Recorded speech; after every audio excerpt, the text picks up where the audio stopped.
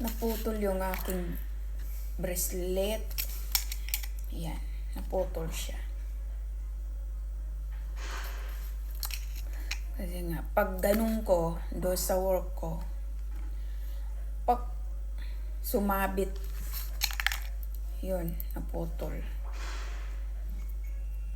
So, ipapagawa ko sana, kaso, wag na. Binda ko na lang sa kanya. Mayroon kasi ako alam yung nagbibili ng putol na mga alahas. Mga putol ba? Sing-sing, bracelet, kwintas. May bumibili. 7,000 mambili ko dito.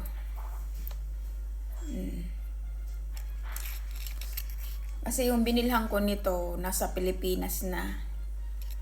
Yung mga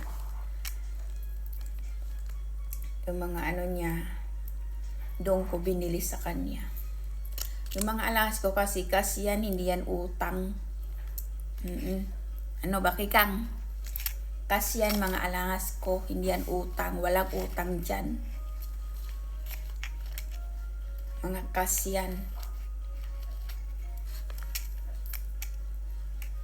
Yan. Ito sinangla ko to sa kanya.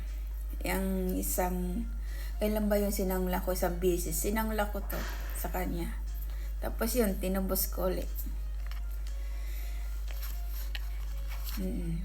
Kasi si ate kasi, sa kanya, pwede ibinta yung mga putol na alahas. Tapos, pwede sa kanya isangla kung mayroong ka isasangla. Yun. Maganda kasi yung mga alahas. Mag-imbis ka. Kasi, lalo na ngayon, di ba, umano yung alahas ngayon, tumaas. Mas maganda rin yung mga alahas sa Taiwan. Basta mga alahas imbis mo. Pag once nagipit ka, mayroon kayo sasangla, mayroon kayo bibinta. Diba? Ganda kasi alahas pag i-invest mo. Kasi meron kang gagamitin.